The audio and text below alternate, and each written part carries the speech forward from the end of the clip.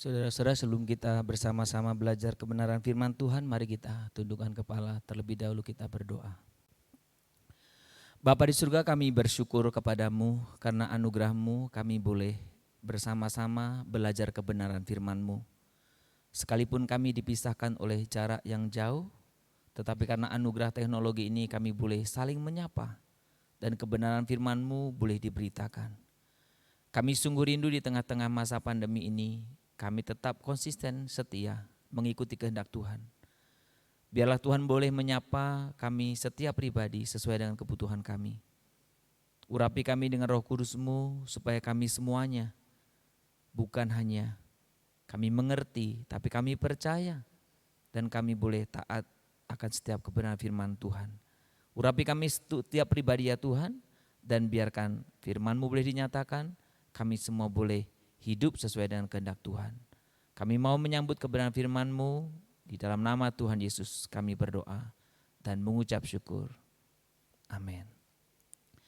Shalom saudara-saudara yang dikasihi Tuhan, sungguh hal yang tidak disangka kalau kita boleh bersama-sama belajar kebenaran firman Tuhan hari ini, sekalipun kita terpisah oleh jarak yang jauh.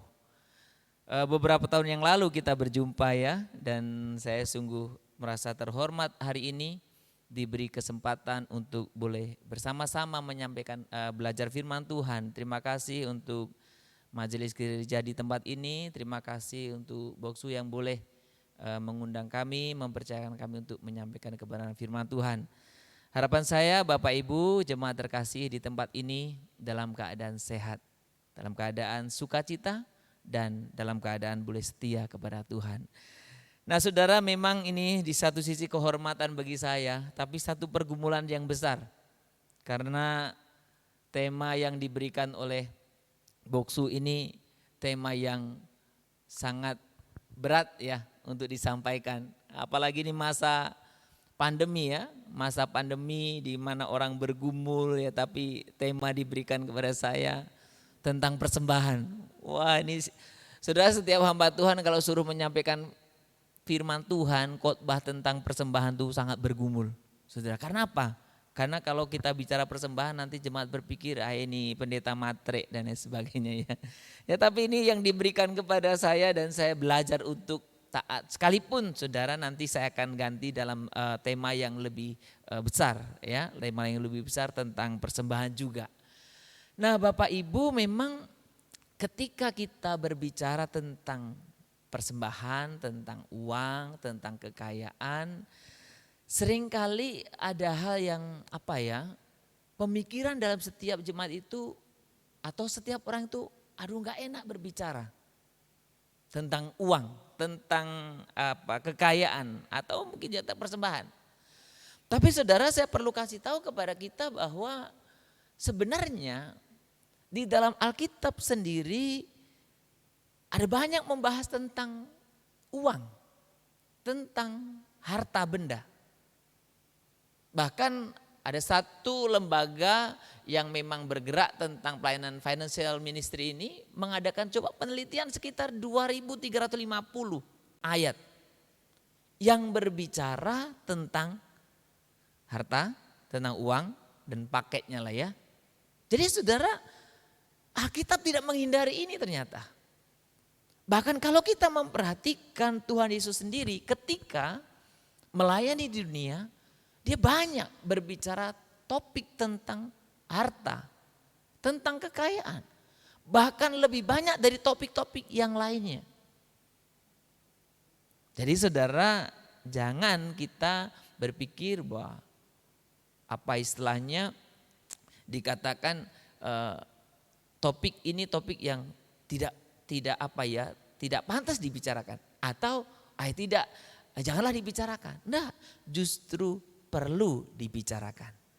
Nah, hari ini saya mengubah sedikit ya Boksu ya, minta maaf. Topiknya saya ubah sedikit yang lebih luas. Saya memberikan topik tentang persembahan yang berkenan kepada Tuhan. Tetap persembahan juga. Tapi saya berikan yang lebih luas. Persembahan yang berkenan di hadapan Tuhan. Ya saudara, Kita langsung saja saudara belajar bersama-sama. Mari kita membuka Alkitab kita dari 1 Tawarikh pasal 29. Kita akan membaca ayat yang ke-10 sampai dengan ayat yang ke-18. Kalau Bapak Ibu sudah mendapatkannya, kita akan mengikuti bersama-sama dari Alkitab kita. Pembacaan ini saya akan membaca secara perlahan untuk kita. Lalu Daud memuji Tuhan di depan mata segenap jemaat itu. Berkatalah Daud, "Terpujilah Engkau ya Tuhan, Allahnya Bapa kami Israel, dari selama-lamanya sampai selama-lamanya. Ya Tuhan, punyamulah kebesaran dan kejayaan, kehormatan, kemasyuran dan keagungan, ya. Ya segala-galanya yang ada di langit dan di bumi. Ya Tuhan, punyamulah kerajaan dan Engkau yang tertinggi itu melebihi segala-galanya sebagai kepala. Sebab kekayaan dan kemuliaan berasal daripadamu dan Engkaulah yang berkuasa atas segala-galanya. Dalam tanganmulah kekuatan dan kejayaan. Dalam tanganmulah kuasa membesarkan dan mengokohkan segala-galanya. Sekarang ya Allah kami bersyukur kepadamu dan memuji namamu yang agung itu. Sebab siapakah aku ini dan siapakah bangsaku sehingga kami mampu memberikan persembahan sukarela seperti ini? Sebab daripadamulah segala-galanya dan dari tanganmu sendirilah persembahan yang kami berikan kepadamu. Sebab kami adalah orang asing di hadapanmu dan orang pendatang sama seperti semua nenek moyang kami. Sebagai bayang-bayang hari-hari kami di atas bumi dan tidak ada harapan. Ya Tuhan Allah kami, segala kelimpahan bahan-bahan yang kami sediakan ini untuk mendirikan bait-Mu, rumah bagi namamu yang kudus adalah dari tanganmu sendiri dan punyamulah segala-galanya. Aku tahu ya Allahku bahwa Engkau adalah penguji hati dan berkenan kepada keikhlasan. Maka aku pun mempersembahkan semuanya itu dengan sukarela dan tulus ikhlas. Dan sekarang umat-Mu yang hadir di sini telah kulihat memberikan persembahan sukarela kepadamu dengan sukacita. Ayat 18. Ya Tuhan Allah Abraham, Ishak dan Israel bapa-bapa kami, peliharalah untuk selama-lamanya kecenderungan hati umat-Mu yang demikian ini dan tetaplah tujukan hati mereka kepadamu. Saudara, ketika kita membaca kitab Tawarikh, terkesan memang pengulangan dari kitab raja-raja. Tetapi ada satu prinsip yang berbeda. Karena kalau saudara membaca kitab raja-raja, itu memuat apa saja yang terjadi. Apa adanya maksud saya. Salah dimuat, kesalahan manusia dimuat dan pokoknya semua apa adanya. Ya kan? Nah tetapi saudara, kitab Tawarikh sebetulnya lebih memuat hal-hal yang semestinya saya dan saudara kerjakan sebagai umat Allah. Yang ideal, yang seharusnya saya dan saudara lakukan. Dan konteks yang saya dan saudara baca hari ini adalah konteks di mana Daud menaikkan pujian di hadapan Allah karena dia boleh melihat umat yang dipimpinnya memberikan persembahan sukarela, pengumpulan dana untuk persiapan pembangunan bait Allah. Sekalipun Daud sendiri tidak atau belum diizinkan membangunnya. Nanti anaknya Salomo yang akan membangun bait Allah. Jadi hari ini kita melihat pujian Daud. Bagaimana melihat umat Tuhan memberikan persembahan. Satu pernyataan iman yang diungkapkan oleh Daud bahwa sebenarnya semua ini milik Allah. Dan kalaupun umat Allah termasuk Daud memberikan, yang diberikan itu pun sebetulnya berasal dari Allah. Dan yang menarik saudara-saudara, Daud mengungkapkan bagaimana umat itu memberi dengan sukacita, dengan sukarela, dengan ucapan syukur. Maka di akhir ucapan syukur dan doanya itu, ucapan syukur itu dia meminta, Daud meminta Allah supaya tetap menjaga umat ini, hatinya tetap tertuju kepada Allah saja.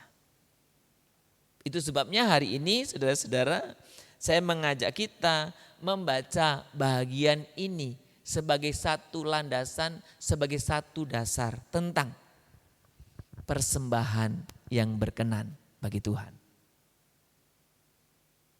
Kita ingin belajar. Ada 3 prinsip yang hari ini saya ingin mengajak saudara melihat kebenaran firman Tuhan. Sekaligus untuk mengoreksi diri kita masing-masing. Sejauh mana sikap kita atau pemahaman kita atau perilaku kita selama ini dalam hal memberikan persembahan. Saudara, ketika kita berbicara tentang persembahan yang berkenan bagi Tuhan, sebelum kita lebih jauh melihat 3 prinsip dari teks yang kita baca hari ini, saya ingin juga memberikan kepada saudara 2 hal yang penting yang saya dan saudara tidak boleh lupa. Kebenaran yang menyangkut, yang sehubungan dengan teks yang kita baca. Apa itu? Di dalam Mazmur pasal 24 ayat 1 dikatakan apa? Tuhanlah yang empunya bumi serta segala isinya, dan dunia serta yang diam di dalamnya. Jadi saudara, pemahaman bahwa Allah pemilik segala sesuatu, Allah pemilik alam semesta dan segala sesuatu yang ada di dalamnya, ini sangat penting dan sangat mendasar bagi kita. Berarti tidak ada satupun yang bukan miliknya. Artinya berarti sebenarnya Allah tidak butuh apa-apa toh dari kita. Kalau berbicara memberi.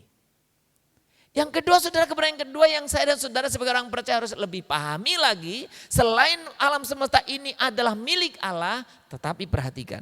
1 Korintus 6 ayat 20 dikatakan apa? Sebab kamu telah dibeli dan harganya telah dibayar lunas. Telah lunas dibayar. Karena itu muliakanlah Allah dengan tubuhmu. Saya mau menggarisbawahi sebab kamu telah dibeli dan harganya telah lunas dibayar. Kalau tadi alam semesta itu berbicara umum, tapi berbicara spesifik khusus, ternyata saya dan Anda yang sudah percaya kepada Tuhan Yesus sebagai Tuhan dan Juru Selamat, yang sudah diselamatkan, ternyata saya dan saudara itu milik Tuhan. Kenapa? Karena saya dan saudara sudah dibayar. Lunas loh harganya. Melalui tentunya pengorbanan Kristus di atas kayu salib. Jadi saudara, persembahan yang bagaimana yang Tuhan inginkan dari kita? Persembahan yang seperti apa yang boleh berkenan di hadapan Tuhan? Sebagaimana ungkapan Raja Daud. Yang pertama saudara, kita ingin belajar bahwa Tuhan menghendaki kita memberikan persembahan yang tulus. Saudara dengar baik. Tuhan menghendaki saya dan saudara memberikan persembahan yang tulus. Tulus itu apa sih artinya? Saudara, saya mencoba melihat arti dari kata tulus itu, ternyata artinya sungguh, bersih, jujur, tidak pura-pura, dan ikhlas. Sudah berarti ketika kita memberikan persembahan kepada Tuhan, ya, ketika kita memberikan pemberian apapun kepada Tuhan, kita harus memberikannya dengan sungguh-sungguh. Bukan sekedar, bukan main-main, tapi sungguh-sungguh. Bukan hanya itu saudaraku, tulus berarti memberikannya bersih. Bersih itu saudara berarti enggak ada motif apa-apa. Saya berikan satu contoh yang sangat mengagetkan saya. Suatu ketika saya melayani di sebuah gereja dan gereja itu dipinjam oleh persekutuan anak-anak SMA waktu itu untuk ibadah. Ya karena saya sangat senang dengan anak-anak muda, saya bilang oke, enggak masalah. Gereja akan fasilitasi, jadi semua anak-anak itu yang melayani dan kami sediakan tempat saja prinsipnya. Saya ikut waktu itu karena ingin memberi dorongan semangat aja kepada anak-anak SMA itu juga. Sudah yang mengagetkan saya ketika tiba pada acara persembahan. Wah, liturgisnya atau WL-nya ya, worship leader-nya dengan semangat itu, saudaraku, memberikan satu pengantar kepada anak-anak yang hadir, para anak-anak SMA ini, para pemuda yang hadir itu. Dia katakan, ayo teman-teman, saudara-saudara kita memberikan persembahan. Karena Tuhan akan mengembalikan 10 kali lipat, 30 kali lipat, 100 kali lipat, 1000 kali lipat, beribu-ribu, bermiliar. Dia sebut begitu banyak angka. Saya membayangkan ini mau beri persembahan atau main judi. Saya bayangkan aja 10 kali lipat. Ngasih 1000 pengen balik 10.000. Nah kalau 1000 kali lipat. Ngasih 1000 mau balik 1 juta. Lah kalau 1 juta kali lipat. Ini mau memberi atau apa? Saudara, bukankah prinsip yang seperti itu bukan hanya dimiliki oleh anak-anak SMA ini? Kadang ada banyak orang percaya, orang Kristen ketika memberi sesuatu kemudian menunggu. Apa yang didapat? Saya sudah memberi loh persembahan. Berkat apa yang saya dapat? Oh, saya sudah memberi loh persepuluhan.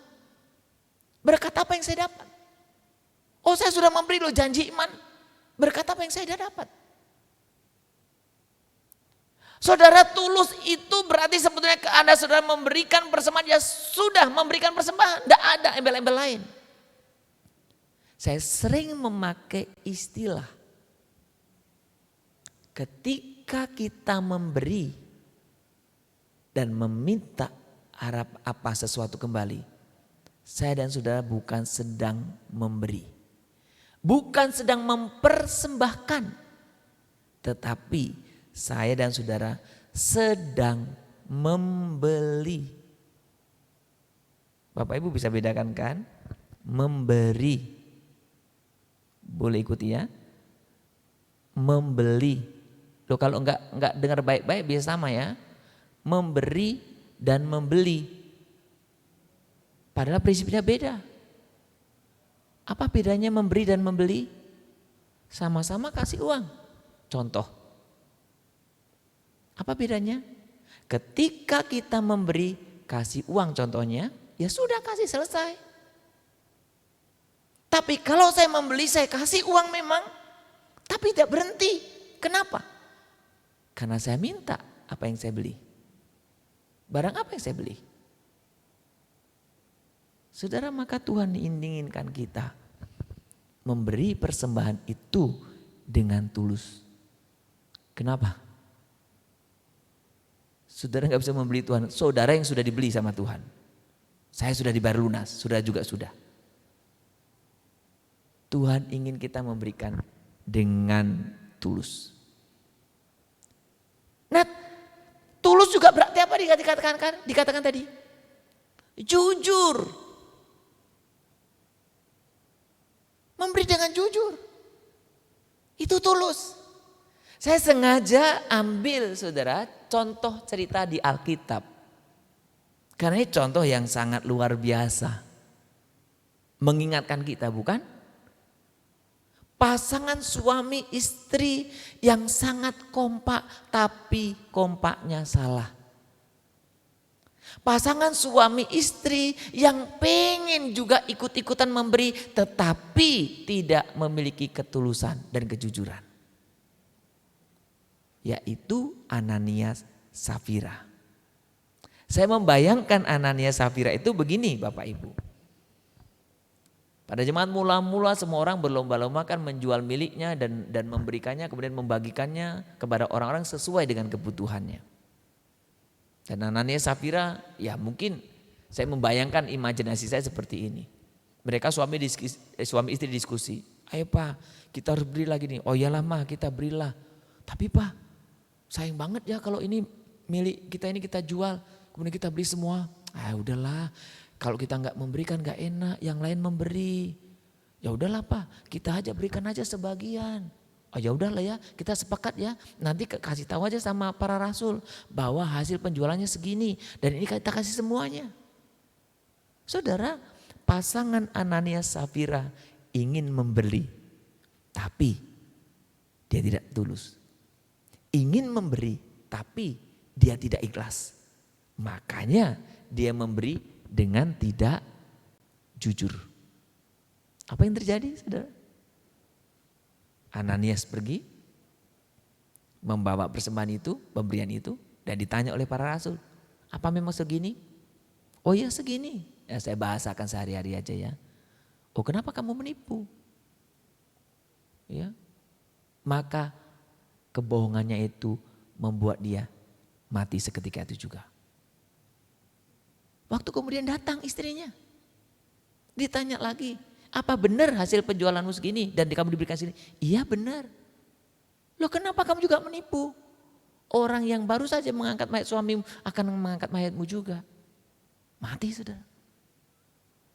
Saudara Tuhan tidak berkenan atas persembahan yang tidak jujur.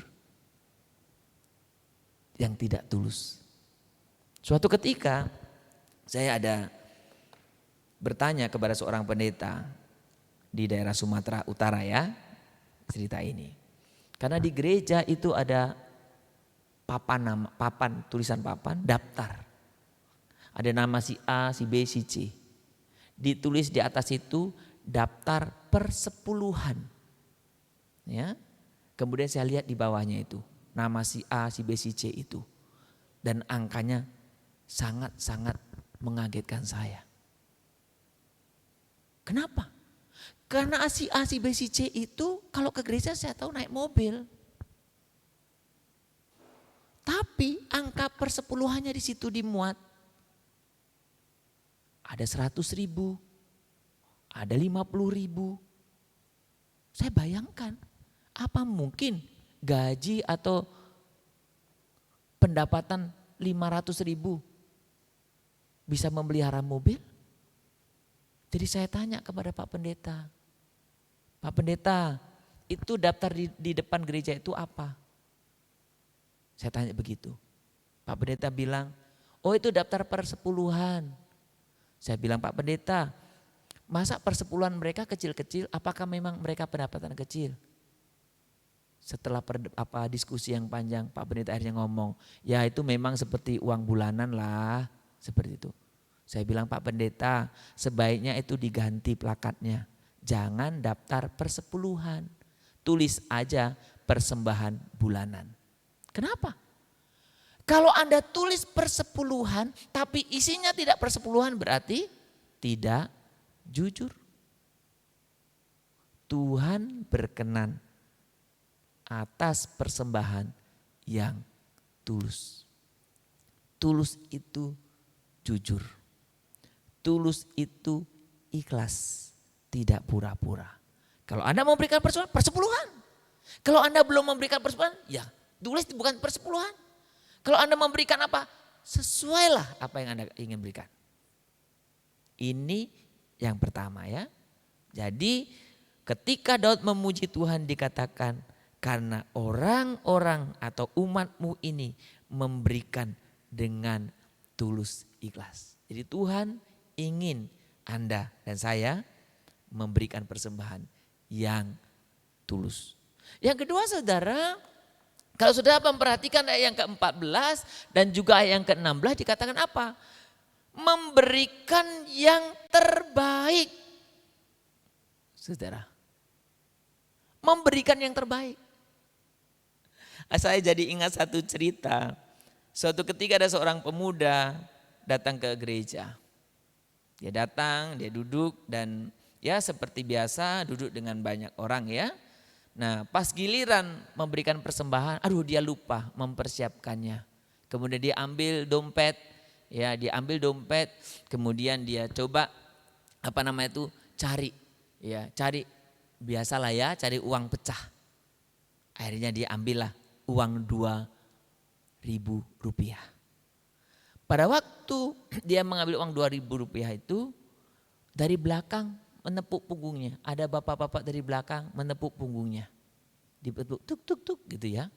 Kemudian bapak yang dari belakang ini ngasih dia uang 100.000. Wah pemuda ini, wah bapak ini baik hati sekali ya. Dia ngasih saya uang 100.000 untuk diberikan persembahan pada gereja itu. Jadi akhirnya pemuda itu memberikan persembahan 100 ditambah uang 2.000 tadi. Tapi dalam hatinya berkecamuk, wah kenapa bapak ini baik sekali? Kenapa bapak ini baik sekali? Jadi selesai persembahan itu pokoknya hatinya penuh dengan pertanyaan. Tibalah kebaktian itu selesai dan pemuda ini tidak sabar lagi untuk bertanya. Kenapa bapak itu begitu baik? Dia mengasih uang kepadanya untuk diberi persembahan. Selesai ibadah, salam-salam dan dia langsung menuju ke bapak ini. Dia tanya, Pak, terima kasih Pak. Bapak baik sekali memberikan uang saya 100.000 untuk persepuluhan, untuk persembahan. Apa yang dikatakan bapak ini? Nah, itu bukan uang saya. Tadi waktu kamu ambil dompet, uangmu jatuh 100.000. Jadi saya kasih ke kamu. Wah dalam hatinya berarti saya memberikan 102.000 kepada Tuhan. Saudara, Tuhan ingin kita memberikan yang terbaik. Tapi kenyataannya apakah saya dan saudara memberikan yang terbaik? Tuhan ingin kita memberikan yang paling bagus. Tapi kenyataannya apakah saya dan saudara memberikan yang paling bagus? Ada banyak nyanyian yang mengajar kita untuk memberi yang terbaik. Setiap pemimpin kebaktian juga ketika mau memberi persembahan, Bapak Ibu mari kita memberikan persembahan yang terbaik buat Tuhan. Pertanyaan saya, apakah ketika pembawa acara, pemimpin pujian mengatakan mari memberi yang terbaik, engkau memberi yang terbaik?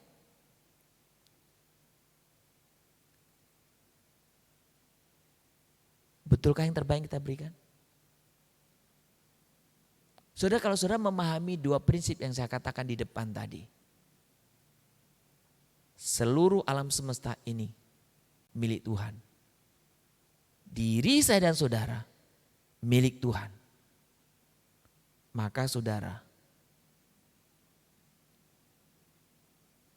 akan merasa yang paling baik pun yang Anda beri itu tidak layak.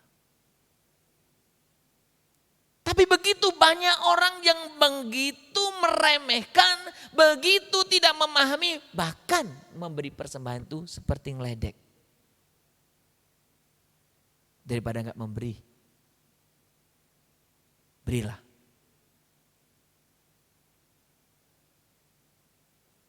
Apakah bisa dikatakan yang terbaik ketika di dompetmu begitu banyak isinya dan kamu ambil yang 5.000? Apa ada masih yang di sini sudah persembahan 2.000? Parkir pun enggak diterima 2.000 itu. Anda kasih untuk Tuhan. 5.000 uang parkir. Itu juga kamu kasih untuk Tuhan. Apa yang terbaik? Apakah kamu katakan bisa yang terbaik sementara ada simpananmu begitu besar di dalam dompetmu kau kasih sedikit? Bahkan saudaraku, kalau Bapak gereja kita, John Wesley, memberikan satu prinsip yang sangat bagus sekali. Yang saya dan saudara sebagai orang Metodis pasti mengerti prinsip ini. Tetapi saya mau menjelaskan. Prinsip dasar apa sebenarnya yang melatar belakangi? Yang menggerakkan. Dikatakan gain all you can, save all you can, give all you can. Saudara, banyak orang mengumpulkan, mencapai, mencari sebanyak-banyaknya. Setuju? Banyak orang menyimpan sebanyak-banyaknya. Iya. Tapi poin terakhir, bukankah ketika sudah mencari sebanyak-banyaknya, menyimpan sebanyak-banyaknya, seringkali kita tidak ikuti memberi sebanyak-banyaknya? Ketika beberapa waktu yang lalu saya menyampaikan kelas teologi di gereja kami, membahas tentang ekonomi, apa istilahnya, sistem ekonomi atau ya ekonomi lah ya, kesucian ekonomi John Wesley. Dan ketika saya membahas tentang ini ternyata prinsip ini gain all you can, save all you can, give all you can lebih didasari kepada apa? Give all you can. Kenapa saya harus mencari sebanyak-banyaknya? Kenapa saya harus menyimpan sebanyak-banyaknya? Supaya saya bisa memberikan sebanyak-banyaknya. Maka saya ada kutip ini salah satu statementnya. Allah memperkaya bukan terutama untuk meningkatkan standar hidup saya. Melainkan untuk meningkatkan standar persembahan saya. Anda bisa tangkap prinsipnya ya. Jangan masih sekolah 5.000, kuliah 5.000 persembahannya. Tamat kuliah 5.000, udah 5.000, pangkatnya sudah naik 5.000, flat 5.000. Tuhan sudah memberikan yang terbaik kepadamu. Dan Tuhan rindu kau memberikan yang terbaik kepadanya. Yang terbaik setiap orang itu berbeda. Jadi yang Tuhan inginkan yang terbaik bagimu apa? Kamu gak perlu melihat orang lain memberi berapa, gak perlu. Tapi yang terbaik bagimu apa? Berikanlah. Saudara, karena ini khotbah persembahan, saya sedikit memberi kesaksian ya. Saya melatih untuk anak-anak saya yang masih kecil juga memberi persembahan. Saya nyaris tidak pernah memberikan persembahan yang sama setiap minggunya. Saya beri berbeda-beda, tergantung kondisi keuangan saya. Memang ada standar minimalnya, tapi saya selalu beri berbeda-beda. Jumlahnya, kadang 10.000, kadang 20.000, kadang 50.000, kadang 100.000. Dan saya selalu jelaskan kepada anak-anak, kita harus memberi yang terbaik. Dan pernah anak-anak saya tidak memberi persembahan. Saya pun pernah gak memberi persembahan. Kenapa? Karena pas gak ada uang saya memang.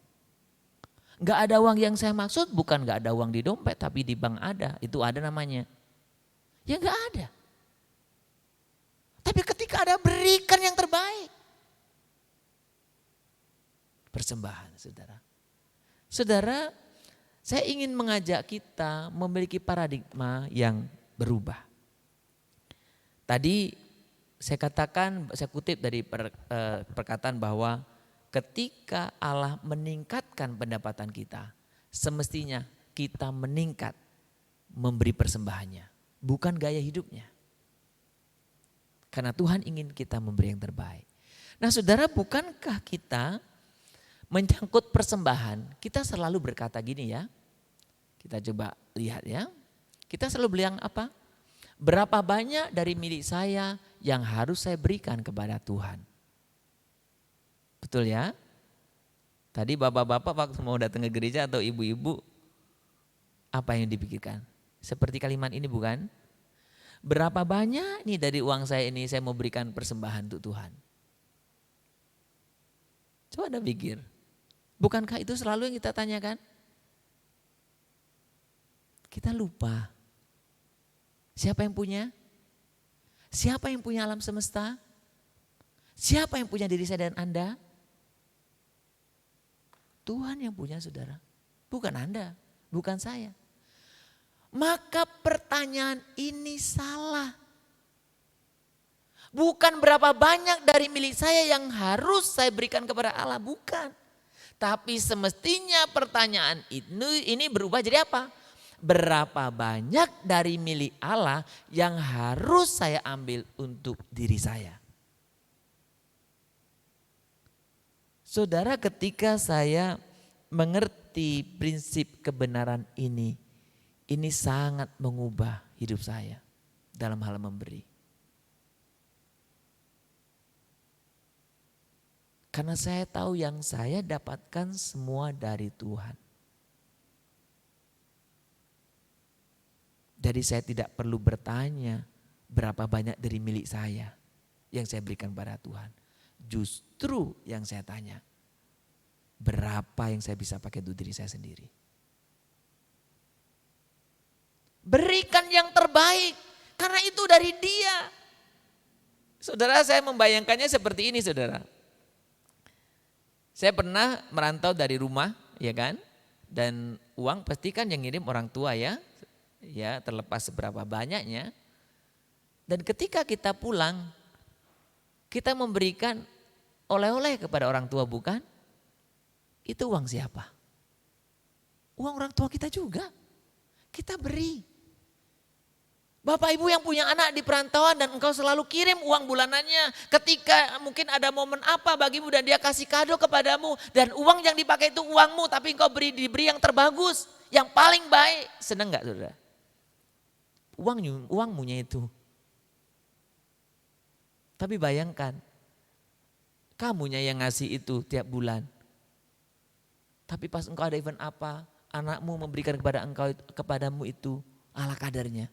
Buruk lagi. Gimana perasaanmu? Saudara, saya memahami Allah begitu sederhana. Kalau saya sebagai orang tua, umpamanya anak saya memberikan yang terbaik bagi saya, pun mungkin saya akan tambah uang sakunya. Kenapa kita khawatir? Kenapa kita bisa memberikan terbaik kepada Tuhan? Berapa banyak yang Tuhan berikan pada saya ini yang saya akan kembalikan kepadanya. Yang saya akan pakai untuk diri saya sendiri. Sekali lagi, itu bukan milik kita. Jadi prinsip yang kedua, persembahan yang Tuhan berkenan adalah persembahan yang terbaik. Bukan asal-asal. Saudara, yang terakhir. Ketika Daud menaikkan pujian ini, ayat 8 dikatakan gini. Ya Tuhan Allah Abraham, 18 ya. Ya Tuhan Allah Abraham, Ishak dan Israel bapak-bapak kami, peliharalah untuk selama-lamanya kecenderungan hati umatmu yang demikian ini. Dan tetaplah tunjukkan hati mereka kepadamu. Saudara, ketika kita berbicara tentang persembahan, sebetulnya bukan masalah uang.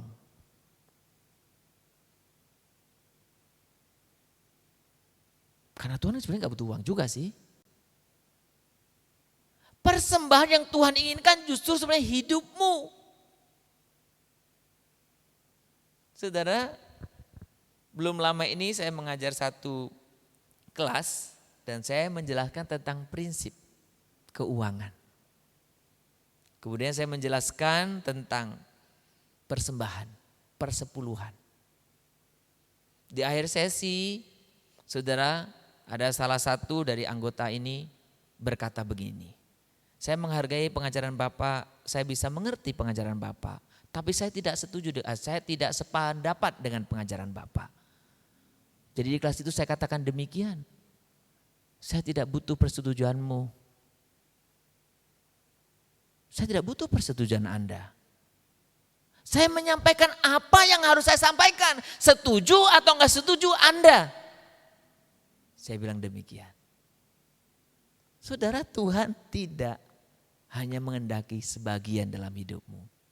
Saudara, Bapak kita John Wesley, Bapak gereja kita, dia pernah mengajarkan seperti ini dalam khotbahnya. John Wesley tidak mengajarkan persepuluhan. Wah, Bapak Ibu senang ya. Oh itu kan, saya sudah metodis kan gak beri perpuluhan. Perhatikan baik dulu ya, jangan salah paham dulu. Jangan gagal paham dulu. John Wesley tidak mengajarkan persepuluhan. Katanya demikian. Kita memberikan kepada Tuhan bukan 10%. Ya. Bukan 10%. Kemudian bukan apa? Dikatakan lagi. Bukan 30%. Karena sebetulnya orang-orang Farisi ada yang memberikan 30%. Jadi bukan 10%, bukan juga 30%. Nah, bukan juga 50%. Karena ada orang-orang yang salah yang memberikan 50% dari miliknya. John Wesley katakan, bukan 10%, bukan 30%, bukan 50%. Tapi John Wesley mengajarkan apa? Memberikan itu 100%. Saudara. Tapi saudara, bagaimana saya dan saudara bisa memberikan 100% totalitas hidup kita kalau Anda memberi perpuluhan pun tidak taat. Anda memberikan persembahan pun hitung-hitungan. Anda memberikan satu perucapan syukur pun tidak pernah. Gimana Anda bicara 100%? Saudara, Tuhan Yesus seringkali menyebut masalah uang ini, masalah mamon itu sebagai perkara kecil. Maka Tuhan Yesus katakan, siapa yang setia kepada perkara kecil akan diberi perkara besar. Kalau masalah uang, masalah mamon kita nggak bisa dipercaya oleh Tuhan, kita nggak bisa taat, bagaimana Tuhan mau memberikan perkara yang besar? Saudara, prinsip ini saya selalu pegang teguh dalam hidup saya. Karena mamon uang itu perkara kecil. Kalau saya nggak bisa lagi dipercaya masalah uang, bagaimana Tuhan mau percaya kepada saya perkara yang besar? Saudara, Tuhan ingin persembahan kita bukan sekedar uang.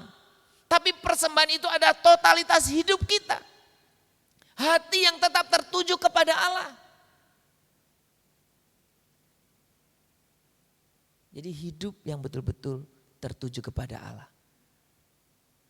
Saudara, saya ingin membagikan bagaimana Bapak gereja kita ketika dia mengelola keuangannya.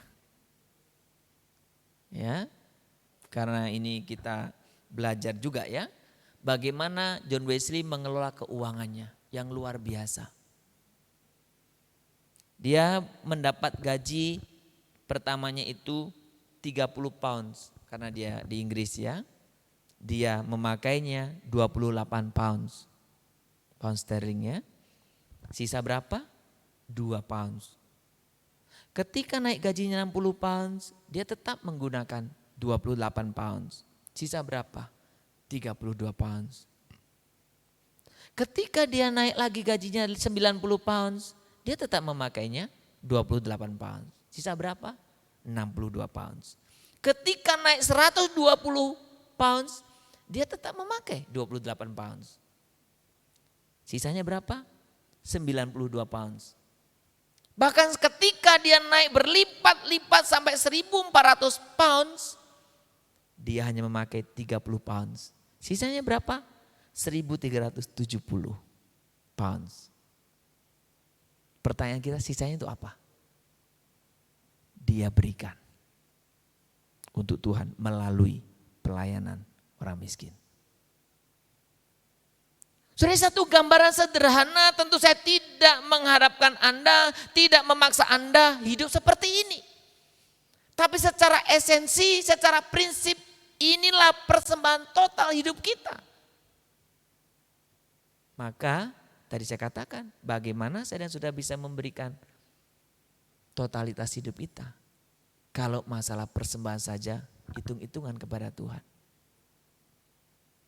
Perkara kecil, saudara. Saudara, ketika kita berbicara tentang persembahan yang berkenan, Tuhan ingin hidup kita itulah persembahan kita.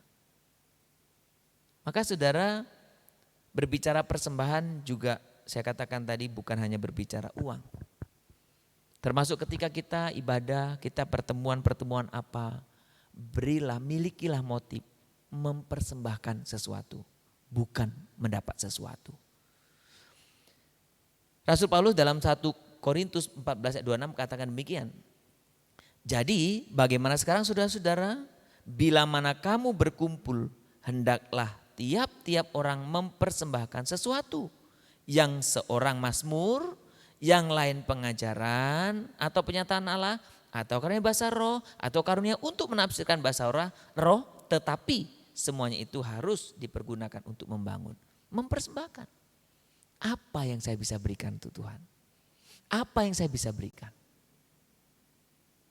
Saudara, maka ketika kita berbicara persembahan, tidak berbicara sempit tentang uang. Berbicara persembahan, tidak berbicara sempit persembahan hari Minggu. Berbicara persembahan, tidak berbicara sempit persepuluhan. Tetapi totalitas hidup kita. Apa yang saya dan saudara bisa beri. Kalau di dalam Roma 12 ayat 1 sebagai ayat penutup dikatakan demikian. Ini ayat ini saudara pasti juga hafal. Karena itu saudara-saudara, demi kemurahan Allah aku menasihatkan kamu supaya kamu mempersembahkan tubuhmu. Sebagai apa? Persembahan yang hidup, yang kudus dan yang berkenan kepada Allah. Itu adalah ibadahmu yang sejati. Seluruh hidup kita. Saudara, ketika saya menyanyikan salah satu lagu dari nyanyian Metodis nomor 194. Ketika saya menyanyikan ini saya sering kali tidak bisa menahan emosi saya. Saya menangis. Kenapa? Karena saya tidak bisa memberikan apa-apa kepada Tuhan. Lagu ini sangat sederhana kata-katanya. Nyawaku diberikan, darahku tercurah. Kau dapat tebusan, dari maut bangkitlah. Refrennya perhatikan baik.